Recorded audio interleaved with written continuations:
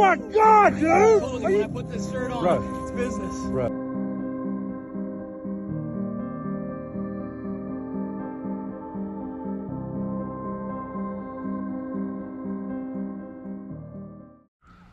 My name is Raul Joseph. I was born in August 6, 1986, New Westminster, BC. Some of you may know me from Instagram, YouTube, locally. Some of you may not know me at all.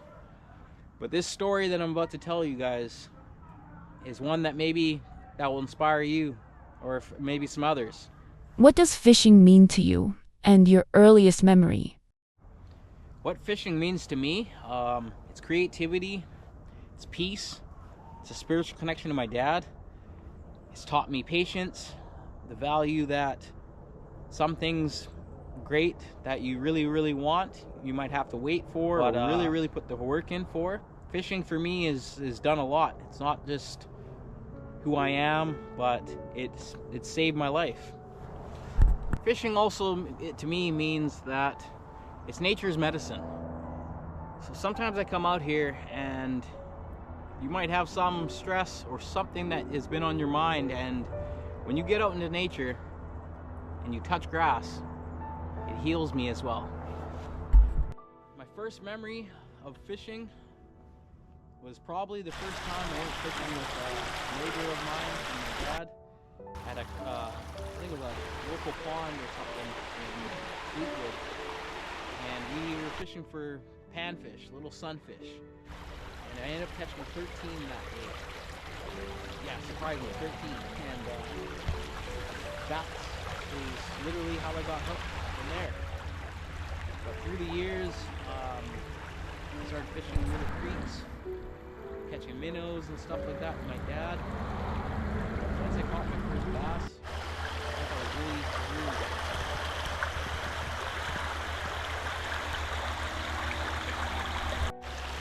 good. Early Saturday mornings, I would spend time watching Bassmasters, many legends such as KVD, Bill Dance, Shaw Grigsby, Roland Martin, never thinking that down the line I'd be doing something similar to what these legends are still doing to this day.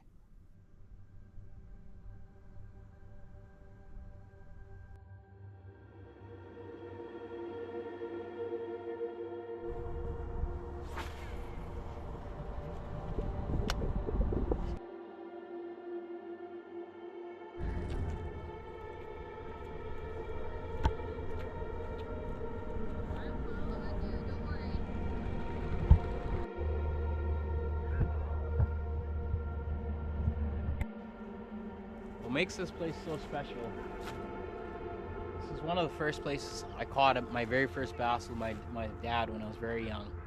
I think it was about 1995. I spent almost 15 to 20 years fishing this lake, breaking it down to a science, to a T, learning that sometimes the places that you fish that are the hardest make you a better angler. Iron sharpens iron. Also, I value the community.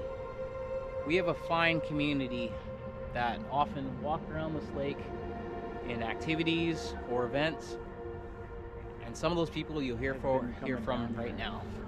Well, you know me over 25 to 30 years, so let's put it this way. I haven't caught a lot of bass, but a lot of trout. I've noticed one thing, that you spend a lot of time down here. Like I said, hours and hours and hours. More time than I can justify. But I guess that's the only way you learn it. Pretty well, I guess that's the way you get good at it. If I spend half the time on bass as I have on joy, that, you know, over the years you've come down here, there's been a lot of kids that wanted to learn how to bass fish, and I've seen you go the extra mile more than once. You basically shown them how to fish, where to fish, what kind of years to lure, you know, top lures, all kinds of stuff. And you know, some appreciated it, some didn't, but some of them went on to get better. Like I said, the guy eats, sleeps, drinks, breathes. Like I said, some of these young kids, he's forgotten more than they'll ever learn, but you know, he's willing to share, which is a great thing. And I just wish that when I was younger, they had guys like him around that would definitely give me a few pointers. He's always willing to give a few pointers. The guys are fishing off the dock here, the kids, and he says, well, you know, try this worm or try this or whatever, and it'll help. And then Bango, you know, he walks away for 10 minutes and these guys are bagging the 2-3 pounders. Like, so what he says, he's got it together. It's happening. So, I mean, he just doesn't talk the talk. He walks the walk, and like I said, he puts in the hours. I mean, I put in the hours, but not anywhere near the way he does. I breathe and I eat. He doesn't. He just fishes until it happens. And you know what? Eat, sleep, bath, 365. It's just this bass crazy fanatic 365 days out of the year. This guy doesn't, you know, he don't back off. And which I guess is a good thing, but and then walk the lake. I mean, he just doesn't fish one spot or 2-3 spots and then go home. This guy goes around the lake like 3 times. He fishes it all the way around. He knows just about every freaking spot on this lake. Inside out. For a bass, and I don't get it a lot. But anyways, it's good to see you down here again. That should be good. I have known Ralph for probably about 4 years, and I'm passionate about this lake, but he is more passionate about this lake than I have ever seen anyone. And it goes back to being here with his father when he was a boy. And I've watched him fish, I've watched him teach other kids, I've watched him share his passion with all the people out here.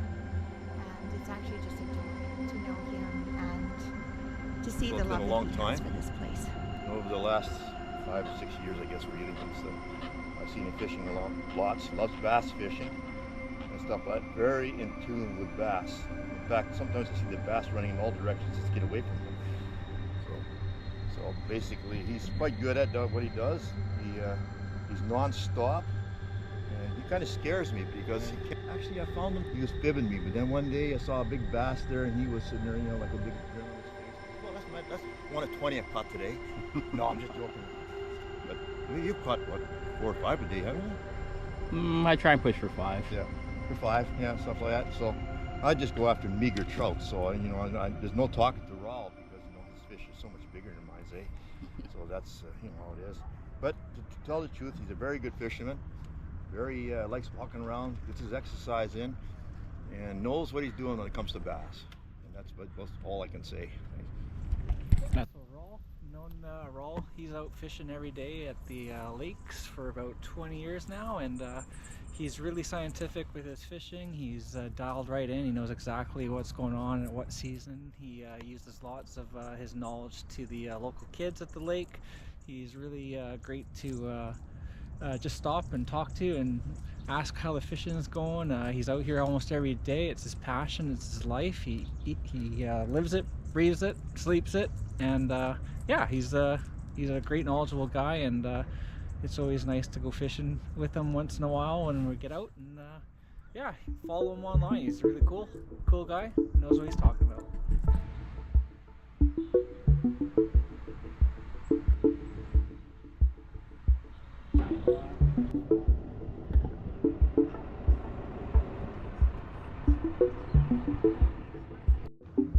Some of the struggles you may face fishing a highly pressured lake is, again, the pressure, but pressure makes diamonds. And through the years, I've studied and done my research, just not on aquatic life, but fishing patterns as well. It's always, how can I become better than the last day? And how can I become better for the next outing? Season to season, I'm always studying, always learning, trying to become better. Something that I've implemented in my last few years is what good came out of the day. Don't always look at the negatives. Was there something I could have did better? Is there something that I could get better at? But I always try and work on my weaknesses and sharpen them and make them into my strengths. This is my home away from home. This is my backyard. This is a place where I've been tested, and it's a place of peace. I've told kids in the past that nature's medicine is something you understand when you're older. Touching grass is something you understand when you're older.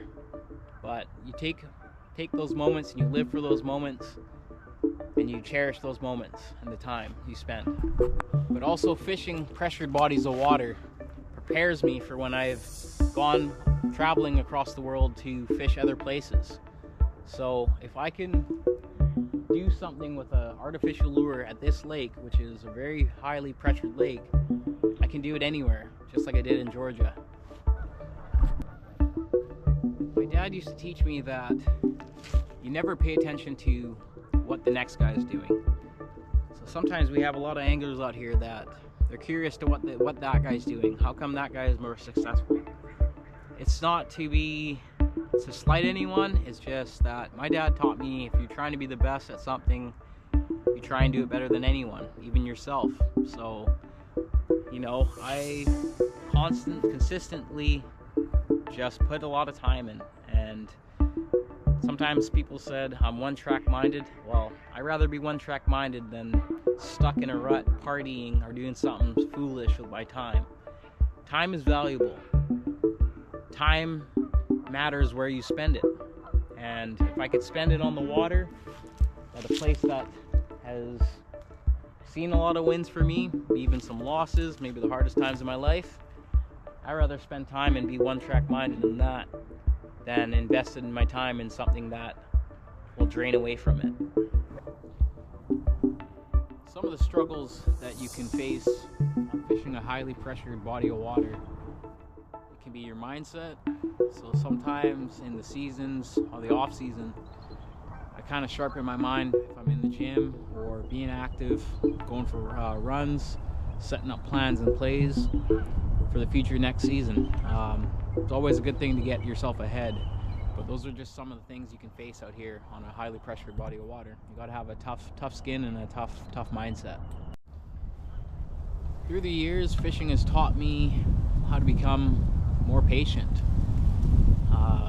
Maybe when I was a younger angler fishing with my dad back in the day at Albert Dick and some of those places, and salmon fishing, I wasn't very patient. So I think through the years, just starting to understand that some of these plans and plays that you put in place might not be the answer sometimes, but you really got to be patient. You got to have timing and a tough mindset, because bass fishing is a mental mindset that some people think it's just you go out and throw a line. No, it's a lot of variables in the game, and I think it's one of the reasons why I fell in love with it from the very start. Where hope drowns. This is probably the hardest part I've had to talk about during this whole process of this documentary. But fishing came before what I'm about to talk about. But for a long while, I was skateboarding, thinking that I was having fun. I was skateboarding with friends, mad hours of the day. Then we'd go party, we maybe film some clips, work on some video parts. But at some point, I started to burn out from skateboarding, and I thought maybe chasing the wrong things, clubbing, spending hours and hours, weekend after weekend, drinking, indulging in substances I will not speak about, but I just started to fall out of love with skateboarding. And an old mentor, you gotta know how to network, and I didn't know how to network like I do with my fishing now, but I sat there times, and after getting some severe injuries near the end, I was like, is this really for me? Is this something I really want to do, you know, and continue to chase being a professional? I have friends in the industry that went professional, but if you don't have a backup plan on the backside, it can be challenging to make money and make a name for yourself, you know. Just being sponsored for skateboarding is something that was a dream of mine as a kid, but skateboarding alongside some of the pros that I got to meet, like Rob Welsh and Kelly Hart, and I can name many more, but you gotta keep your heart in something. And it's like I said, you know, if something comes back to you full circle, it's meant to be. I never came back to skateboarding, but when we were clubbing, you're changing, and you know, in the moment you don't really want to hear those things, so you brush it off. But when you're by yourself, those demons speak loud, and I needed those demons to speak to me, to tell me where I was going wasn't a great place.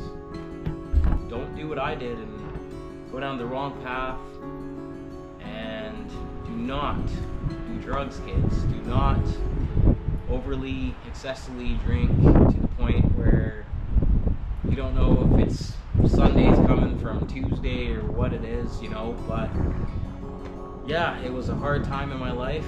It might have been fun, but I look back with regrets, you know, and I'm glad that I found God, and God put me on the right path of fishing and helping others grow and become better anglers. But that's just a life lesson that I had to learn and go through, you know. Yeah, it was crazy times, but that's just where my hope was drowning.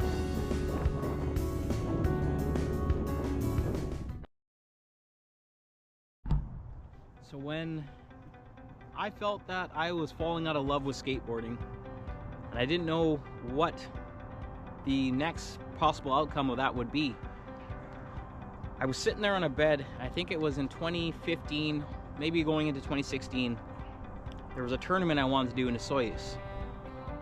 That's when I knew God put his hand on me, on my shoulder, and told me, your purpose on this planet is to inspire and to motivate others to chase their dreams, no matter how hard or what profession it is.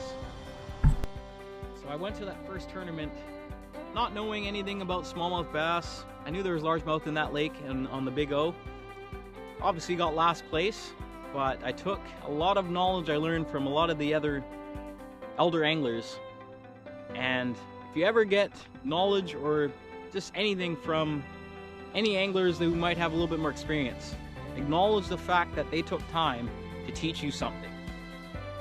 Because what I used with everything they taught me was to find my lane and to find my path.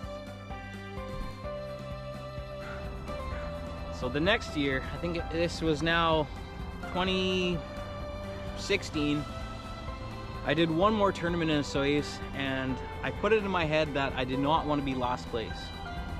There was a point in the tournament where my partner and I, we were in first place, and he was freaking out. I kind of had a feeling, but in my mind, I told him, it doesn't matter if you're in first or last. You got to fish like it's not over. So, finishing the tournament in 7th place, that was a pretty big high for me from the previous year. But after that, I wanted to get away from competitive fishing for a little bit, and I wanted to find my style. So I'm a power fisherman, but through the years I've learned countless techniques, and it's just one of the things of staying ready so you don't have to get ready. So if there's new techniques that come about, I take time to learn from my weaknesses, to turn them into strengths. That's another way that you can become a better angler and also give back to the younger anglers. There's been many breakthroughs in my journey, from very first bass to breaking many PBs in a season. But I think one that holds true and is very special is that I won a contest with Bassmasters, and they weren't supposed to send the package because of shipment issues, shipping to Canada. But this shirt says Bassmaster Classic on it. Bassmaster Classic is something I grew up watching as a kid, watching the big stage, big dreams. A lot of guys, unknown guys, even win the championship. But to me, when I got that shirt and that package, and I read that print, it was me manifesting that one day I will be at the Bassmaster Classic working the expo for my sponsors, or just there to interact with the other anglers across the world. But that package and that t-shirt was a sign of, hey, you have your foot in the door. You've gotten the okay from some of your sponsors to work the expo. That's a breakthrough moment for me. One of them at least. We hadn't even put the boat in yet. I'd say another breakthrough was probably the one that was very pivotal time in my life, where I had lost my job, lost a relationship with someone I thought was close to me, and it was a tough time. I wasn't sure what my next direction was, and my mom was telling me, you need to cancel that trip. I'm hard-headed, just like my dad used to say. I got a head hard as concrete. I didn't cancel that trip. On that trip, I learned a lot about myself, and I kept telling myself, bet on yourself, bet on yourself. So when I landed in Georgia, we fished the first day for probably 10 hours, me and my good friend Josh Moody. And awesome, dude. We weren't successful at all. We didn't put this thing. The next day, on my very first cast, I hooked into the 812 that most of you are known to know now.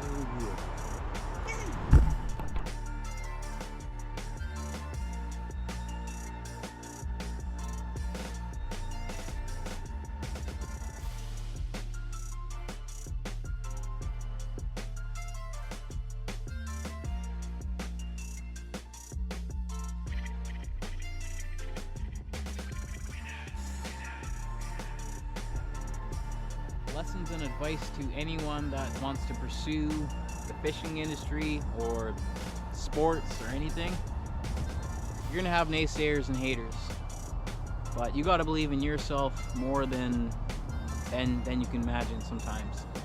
If you're spiritual, even better.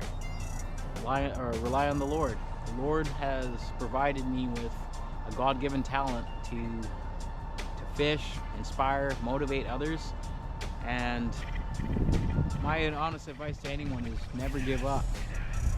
You can start small, and you never know how far you could really go, but you have to have belief in yourself, a good support system, and people that you can share those moments with that don't feel like it's over celebrating or self-praise, right? That's where I'm trying to make a shift in some of the content that I put out, because I want people to come along the journey and feel like they can do it too. So from a small town kid that maybe had no sponsors, now I have 9 sponsorships. You can do it too.